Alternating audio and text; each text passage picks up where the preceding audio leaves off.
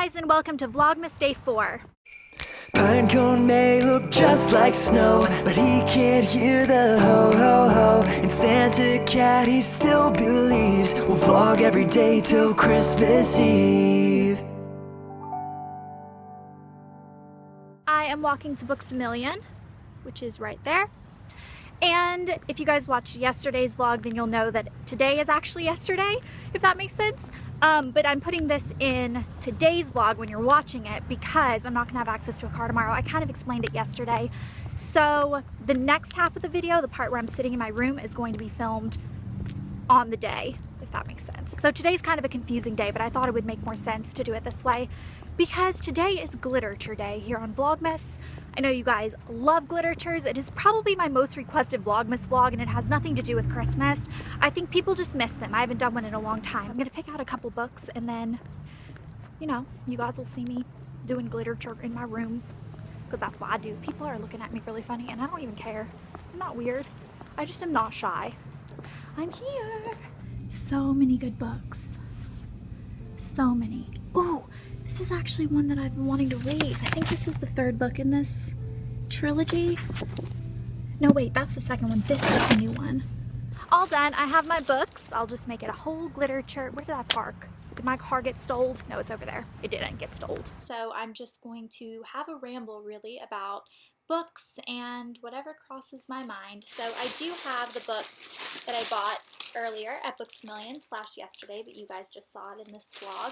So I'll start by showing you guys what I got, and then I will go over some of the books that I've read on my iPad because that is where I've been reading most of my books lately. So the first, I'm going to pull these out of this bag.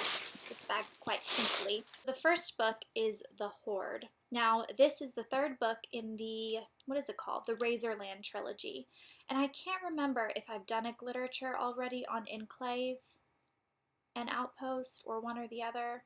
I don't think so. If I haven't, I'm going to look when I'm done with this video. If I haven't, I'm going to do a review on the whole trilogy as a whole once I finish this, and if I have, then I'll link them below. First two books were really good. They're dystopian and it's about an underground world, and I really enjoyed the first two. This was a book that I didn't know was coming out. Sometimes if I really like a book series, I know when the next book is coming out and I'll have it written down in my calendar so that I can go right away and get the new book, but this one I had no idea it was coming out, so that's why I got really excited to see it. So I'm excited to read this one. The next book is one that I've never heard of before. This is Frozen. This was a book that was on one of the end caps. I can't remember if it was bestsellers or recently released, but I saw it, it caught my eye, and so I decided to read the little insert. And it definitely looks like a book that I would be interested in. It looks like it's dystopian as well. I really enjoy dystopian books, if you can't tell from my glitteratures. So yeah, it looks interesting. It's about a destroyed, I'm assuming our planet is destroyed, and it's frozen, and it's about Las Vegas and something about the casino. It's really kind of strange, but dystopian books are always a bit strange. The last book that I got is The Kingmaker's Daughter, hi Pinecone, from Philippa Gregory, which is an author that I absolutely adore, and I have reviewed lots of her books for glitteratures, including The Red Queen and The White Queen, both of which I will link below. Amazing series. Those two books were part of a trilogy called the Cousins War trilogy, I believe. And it was The Red Queen, The White Queen, The Lady of the Rivers, which is about the White Queen's mother.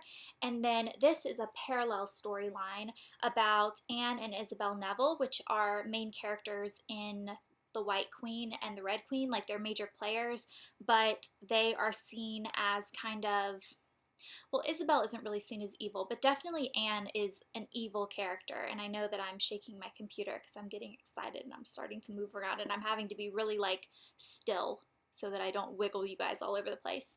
So this book is about Anne and Isabel Neville, and it's about their story from their point of view. Also, speaking of this entire series, I wanted to talk about the TV show The White Queen, which obviously is based off of this story. I can't remember what channel it was on.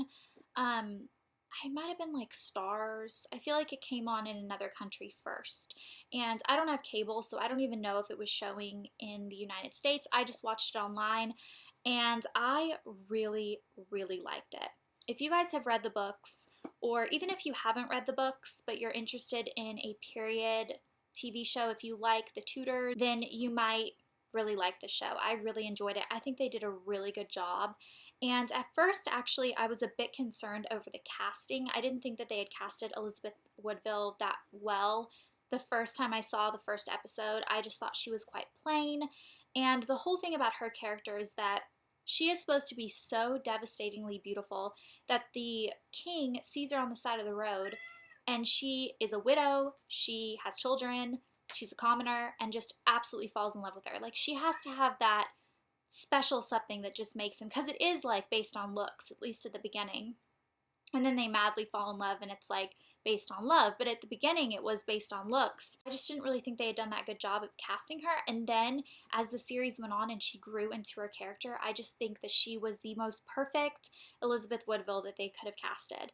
I think they did such a good job. I just think that she really grew into her role, and by the end of it, I couldn't imagine anyone else in that role. Like, she was so perfect. So then after I watched the TV show, which like I said I thought was fantastic and very well done, I realized that she wrote a new book called The White Princess. So I bought it on my iPad and I read it right after I finished the show.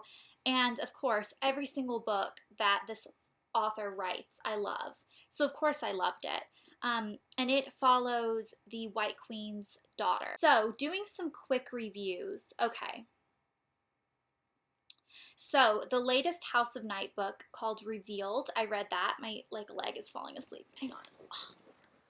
I've said this before in a House of Night review, but I feel that in the series there's been a ton of books. I can't remember if this is like 10 or 11 or 12 or something. There's been a ton. But I feel like some of their books are great standalone stories. Like, a lot happens in the book, and by the end of it you feel like they have wrapped up the story nicely. But some of the books are just filler. They're just a bridge to get from one story to another, and this was one of those books. I finished it, and honestly, I felt like nothing had happened in the story.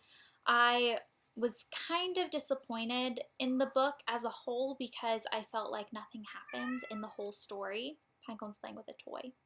He has like a little like plastic toy thing. Anyway, yeah, he's playing with it if you can hear it.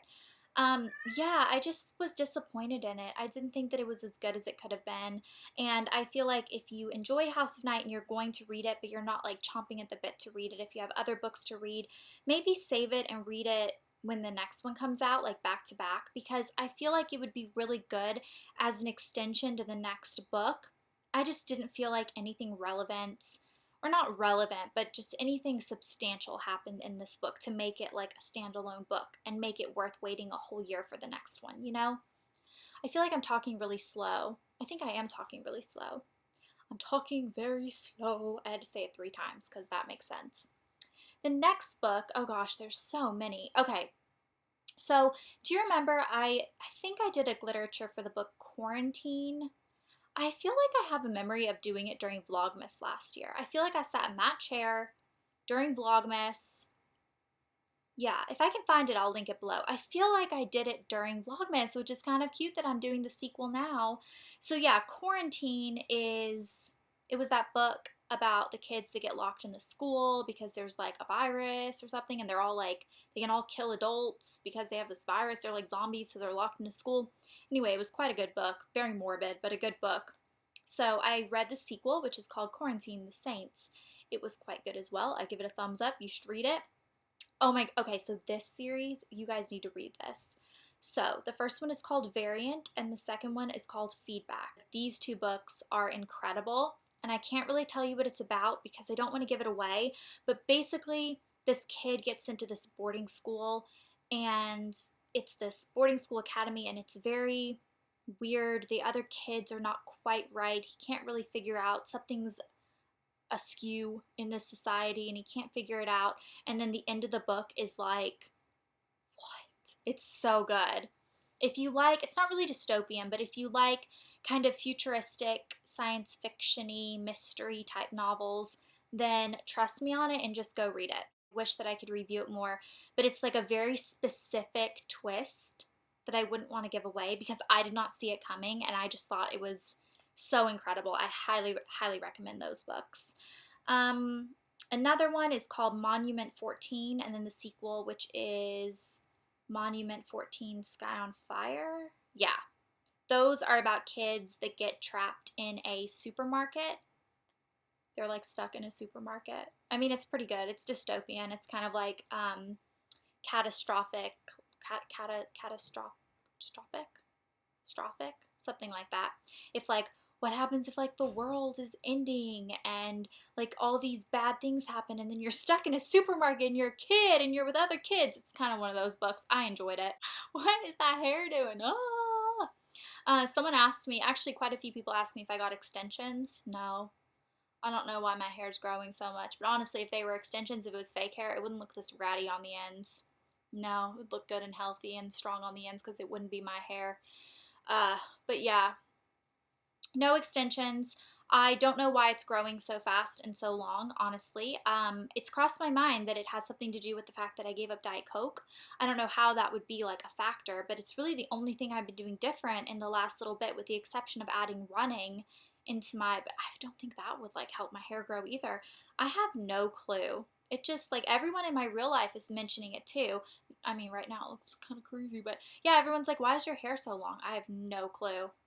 I don't know. It does not grow this fast normally. I feel like I just got a cut. Okay, yeah. I think that's it. Oh, you know what? There's one more book that I want to review. I don't have it on my iPad and I don't have it in real life. I had it on the cruise, but it's in LA. And it is called The Eye of Minds by James Dashner, which is the person that wrote the Maze Runner trilogy, which I have Glitteratures on, and I love. I saw that he wrote another book. I loved the Maze Runner trilogy, and I thought, I'm just going to try it. I have no clue what it's about, and I really, really enjoyed it. So it is about a futuristic society. It's not dystopian. It's just a futuristic world where... So you have your body in your real world, like in our world, and then there's this virtual world where your soul can kind of go to, like you actually enter this virtual world and your body is back in the real world in this coffin thing, and all these wires are like attached to you and it can feed you and like keep you alive for like days and days on end if you want to stay in virtual world. And in virtual worlds you can do anything you want. You can be anywhere you want to be. If you want to be in New York, you're in New York. If you want to be in Tokyo, you're in Tokyo. If you want to kill yourself, you can kill yourself and then not actually die because you're in this like video game kind of thing. But you can have the settings back in your coffin box turned up all the way where you feel everything to the fullest capacity. So if you like, say you jumped off the Empire State Building and you tried to see if you could fly and you didn't and you ended up killing yourself, you would actually feel all of the pain of dying, but then you'd wake back up in your little coffin thing in the real world, which is kind of weird, right? Like, it's kind of weird to think that there might be like virtual video games one day where you can actually like be the person in the video game. And so all of the things that happen to you in virtual worlds you really feel. So if you get hungry, you actually feel real hunger. It's not like you're playing Mario Kart and your little Mario creature like needs you to like click on it 5 times to feed it. Like you're actually hungry. And this guy, the main character, has figured out how to hack virtual worlds. So like if he is hungry in virtual world and is out of virtual dollars, then he can hack the system, the video game system, and like get himself a hamburger. And he just has figured out how to like work the back end of the system. The main character has 2 friends in virtual world that he's never met in real world, and they are also really good hackers. And the 3 of them get sent on a mission to find this bad guy, and they go on an adventure, and it's really, really good. And there's a twist at the end that I did not see coming that honestly shocked me in a good way. I loved it. Amazing book. I highly recommend it. I recommend that and Variant as the 2 like overwhelming good recommendations for me for this video. Variant is by the author, what is it? I'm looking. Robinson Wells, and The Eye of Minds is by James Dashner.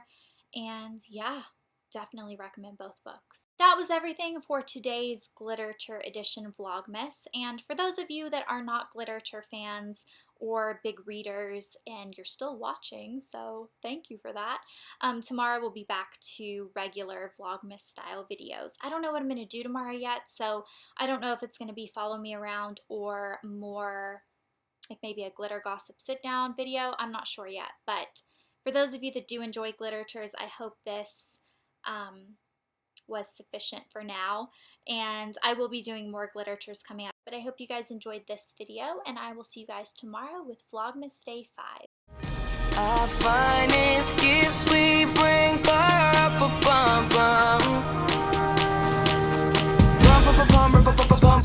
yeah, I'm on the drum, yeah, I'm on the snare drum, yeah, I'm on the beat 'cause